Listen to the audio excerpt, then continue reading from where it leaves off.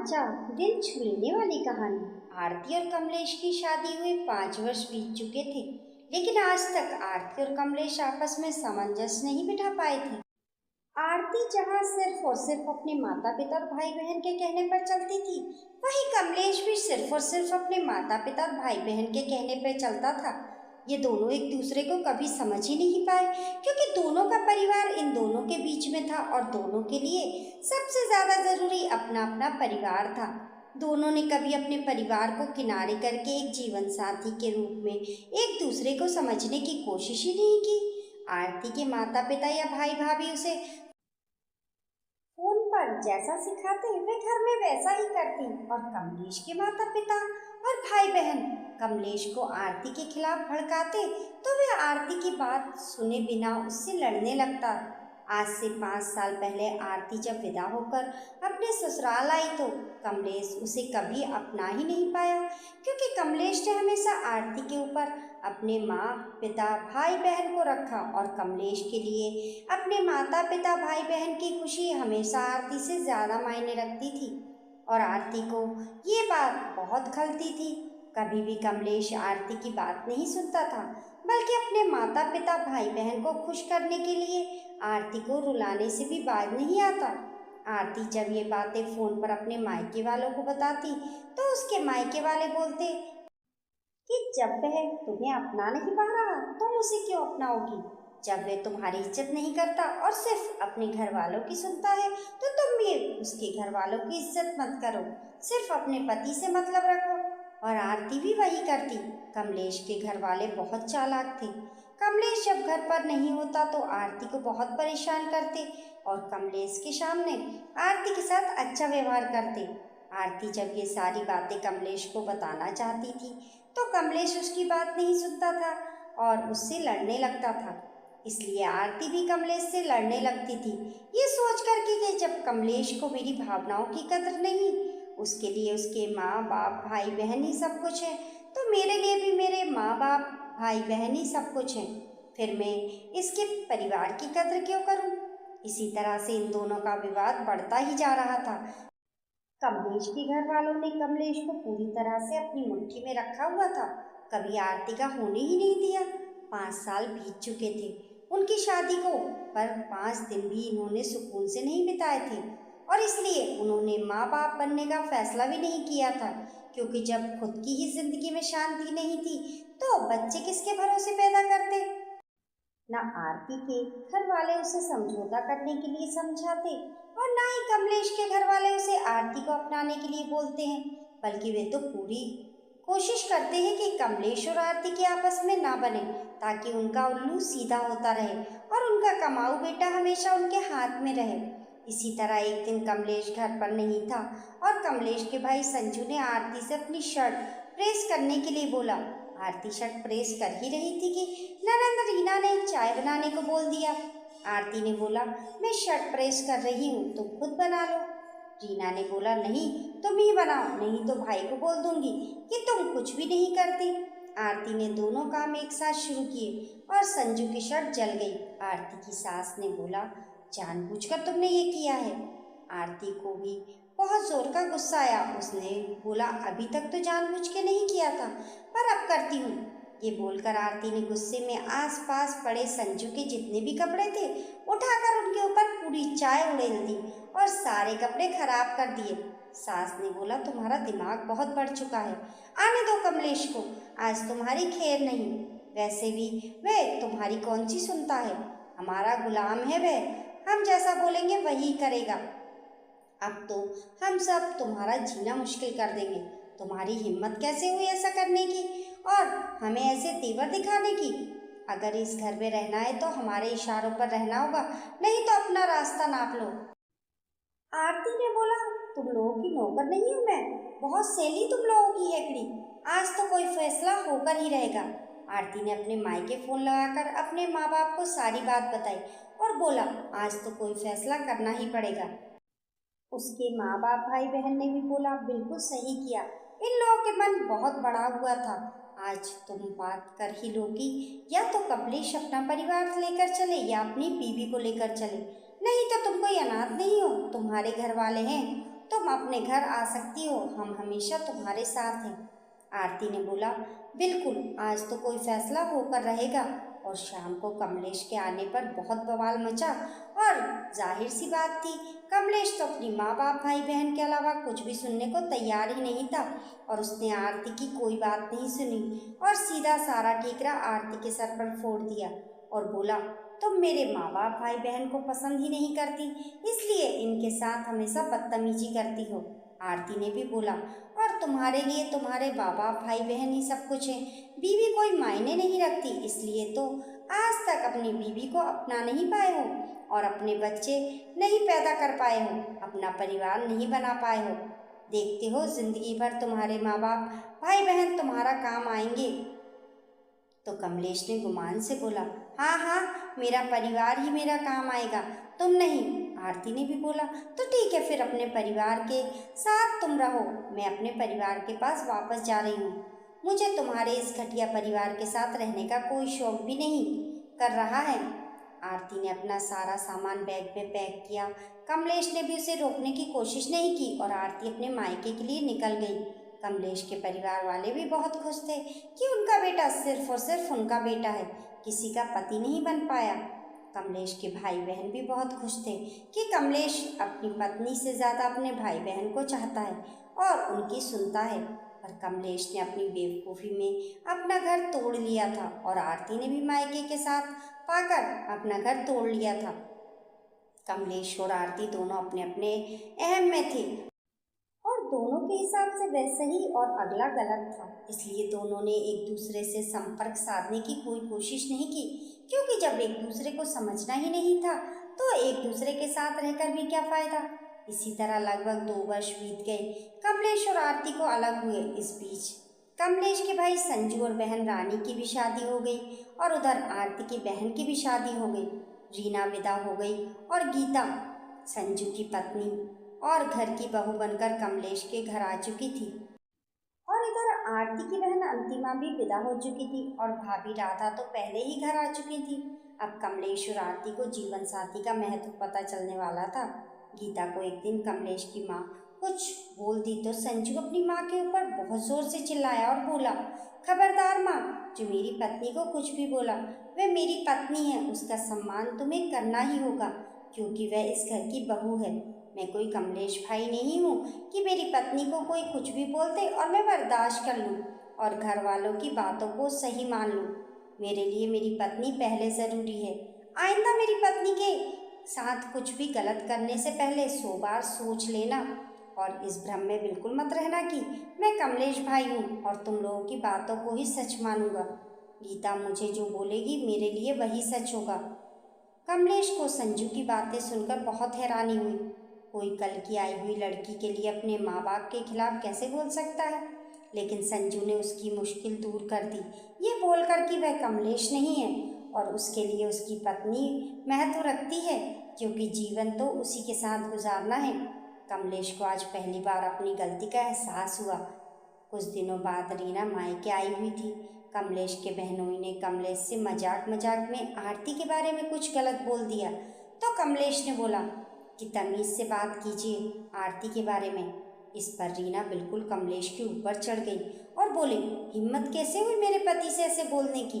मेरे लिए मेरे पति आपसे कहीं ज़्यादा महत्व रखते हैं। मैं आपकी तरह नहीं हूँ कि अपने पति के बारे में कोई भी बकवास सुनकर अपने पति से ही लड़ लूँ। मेरा पति सही हो या गलत, मैं हर कदम पर उसका साथ दूंगी, क्योंकि मुझे जीवन उसी के साथ गुजारना है।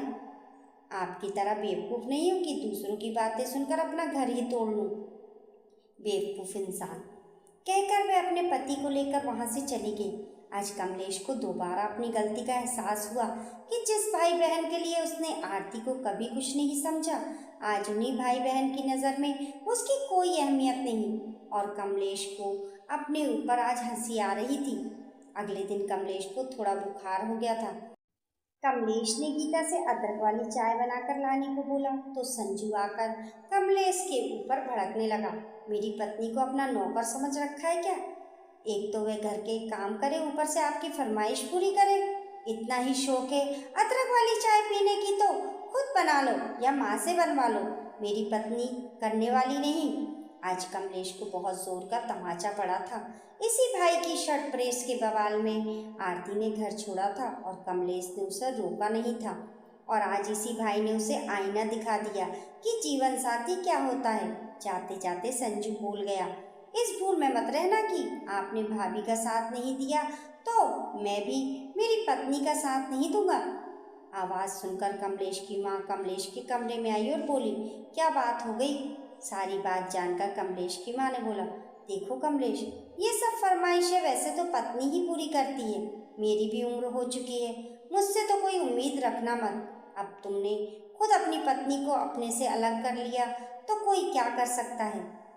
हमने तो वक्त पर तुम्हारी शादी कर दी थी, तुमने खुद अपना घर तोड़ लिया। हमने नहीं बोला था अपनी पत्नी से तुम अलग रहो, तो अब किसी और से इस चीज़ों की उम्मीद क्यों करते हो जो कि पति पत्नी एक दूसरे के लिए करते हैं। मुझसे तो बिल्कुल उम्मीद मत करना। अगर तुम्हें अदरक वाली चाय पीनी है तो तुम्हें खुद ही बनानी पड़ेगी। कहकर कमलेश की माँ चली गई। ये कमलेश के मुंह पर आज तीसरा तमाचा पड़ा था और धीरे धीरे कमलेश को अब सब कुछ समझ में आ रहा था। इन्हीं माँ बाप भाई बहन के चक्कर में वह आरती को कभी अपना ही नहीं पाया था, कभी उसे जीवन साथी का सम्मान नहीं दिया था। जब वह घर छोड़कर जा रही थी तो इन्हीं के गुमान में उसे रोकने नहीं गया था और यही लोग आज उसे किनारा कर रहे हैं। माँ पिताजी के साथ अपने रूम में रहती, भाई अपनी पत्नी के साथ अपने रूम में रहता, बहन अपने ससुराल में अपने पति के साथ खुश थी। दुखी था तो बस अकेला कमलेश, वह भी अपने खुद के स्वभाव के कारण, क्योंकि अब उसे पता चल चुका था कि वह अपने माँ बाप भाई बहन के हाथों की कठपुतली था, जिन्होंने जी भर के उसे नचाया और बाद में उसकी डोर भगवान भरोसे छोड़ दी, उसका परिवार तोड़कर। उधर आरती के मायके में भी आरती का हाल कोई बहुत अच्छा नहीं था। आरती की बहन अंतिमा विदा होकर अपने ससुराल जा चुकी थी।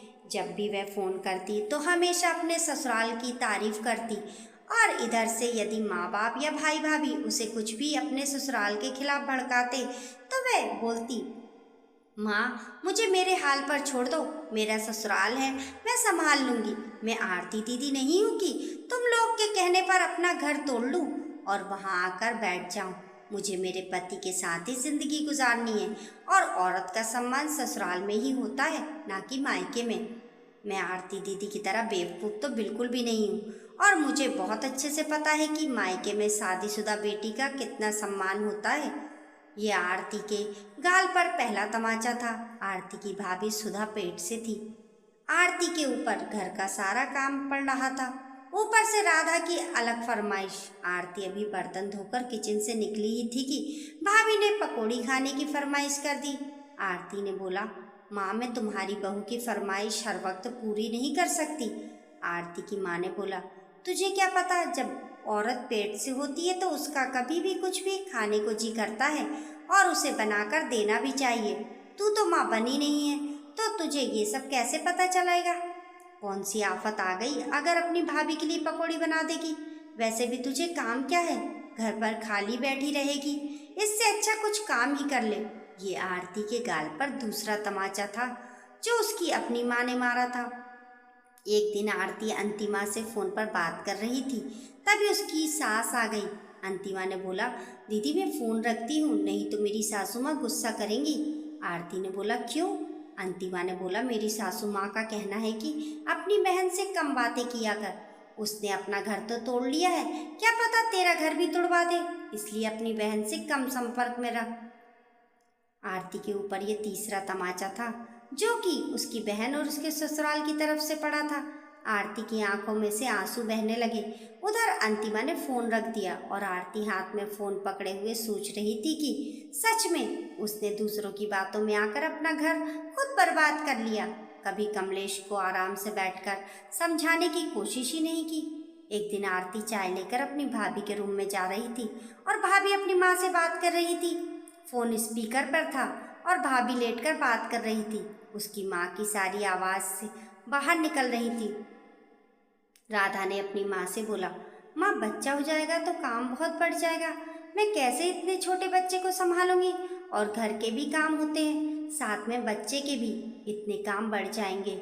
सोच रही हूँ कुछ महीनों के लिए अलग से एक दाई रख लूँ जो बच्चे की मालिश वगैरह कर दिया करेगी और उसके कपड़े भी धो दिया करेगी। राधा की माँ ने बोला, अरे दाई पर पैसे खर्च करने की क्या ज़रूरत है?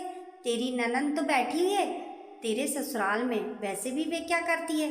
जब घर में दाई है तो पैसे वाली दाई को लाने की क्या ज़रूरत? ये बोलकर राधा की माँ जोर से हंसने लगी और राधा भी जोर से हंसकर बोलने लगी, सही बोल रही हो माँ, जब घर में दाई है तो पैसे देकर दाई लाने की क्या ज़रूरत है? आरती ने जब ये सुना उसके पैरों तले ज़मीन खिसक गई। इसी दिन के लिए वह गुमान में मायके आई थी। उसके भाई भाभी ने कितने जोश से कहा था कि तू अनाथ है क्या, तू अपने घर में आराम से रहेगी, यही है उनका वह घर। आज आरती को चौथा तमाचा पड़ा था और ये बात बहुत अच्छे से समझ में आ रही थी कि मायके की पूरी रोटी से ज़्यादा अच्छी ससुराल की आधी रोटी होती है। कम से कम वहाँ एक अपनापन होता है, एक सम्मान होता है, एक अधिकार होता है जो कि हर बहू का होता ही है, भले ही ससुराल वाले कितने भी बुरे हों। पिछले 2 सालों से आरती और कमलेश की आपस में कोई बात नहीं हुई थी और इस बीच दोनों को बहुत अच्छे से समझ में आ चुका था कि जीवन साथी का महत्व क्या होता है।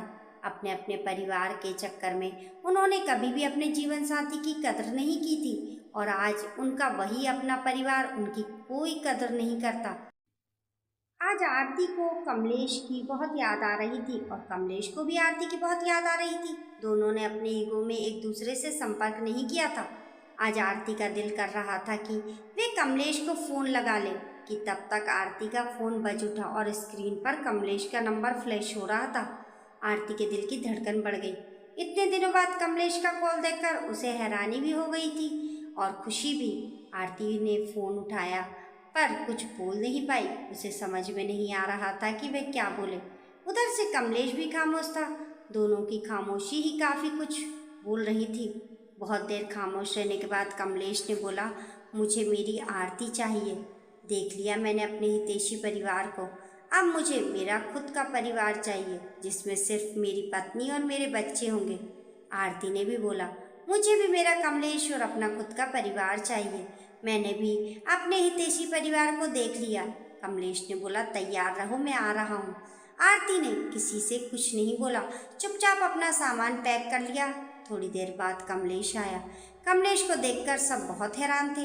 आरती की माँ ने कमलेश को देखकर बोला, आज इधर का रास्ता कैसे भूल गए? इतने दिनों बाद बीवी की याद कैसे आ गई? अभी कमलेश कुछ बोलता उसके पहले ही आरती ने बोला, कोई ज़रूरत नहीं है मेरे पति को कुछ भी बोलने की। आप लोगों की सुनी इसलिए अपना घर तोड़ लिया और आज किसी लायक नहीं बची हूँ। कोई सम्मान नहीं है मेरा, न मायके में न ससुराल में। सब मुझे बस एक नौकर समझते हैं। मैं जा रही हूँ मेरे पति के साथ और अब मैं किसी की नहीं सुनूंगी, सिर्फ अपने दिमाग से चलूंगी। अपनी बहू से बोल देना कि उनकी बिन पैसों वाली दाई तो जा रही है, अब अपने होने वाले बच्चों के लिए कोई पैसे लेकर काम करने वाली दाई का इंतज़ाम कर ले। आरती की माँ को कुछ समझ में नहीं आया, लेकिन आरती की भाभी राधा को सब समझ में आ गया था। आरती कमलेश के साथ निकल गई। कमलेश आरती को लेकर बिल्कुल एक नए फ्लैट में गया। आरती ने बोला, ये किसका घर है? ये तो तुम्हारा घर नहीं है। कमलेश ने बोला, नहीं, ये मेरा घर नहीं, ये हमारा घर है। इस घर की मालकिन तुम हो और इस घर में सिर्फ तुम और मैं और बाद में हमारे बच्चे। मैं अब उस माहौल में दोबारा कभी नहीं जाना चाहता जहाँ पर मैं तुम्हें कभी कोई सुख नहीं दे पाया। सब अपने अपने परिवार में खुश हैं, अब मैं भी अपने परिवार में खुश रहना चाहता हूँ। पुरानी सारी यादों को भूलकर एक नया खुशहाल आशियाना बसाना चाहता हूँ। दोस्तों, क्या कमलेश ने अपने घर वालों से अलग फ्लैट लेकर आरती के साथ रहने का निर्णय लेकर सही किया, या फिर उसे पूरे हक के साथ उसी घर में आरती को लेकर जाना चाहिए था और उसे उसका हक दिलवाना चाहिए था? दोस्तों, आपकी इस कहानी के बारे में क्या राय है? हमें कमेंट करके ज़रूर बताएं और कहानी पसंद आने पर लाइक और शेयर करें। ऐसी ही अच्छी अच्छी कहानियों के लिए चैनल को सब्सक्राइब करना ना भूलें। मिलते हैं फिर एक नई कहानी के साथ, तब तक के लिए नमस्कार।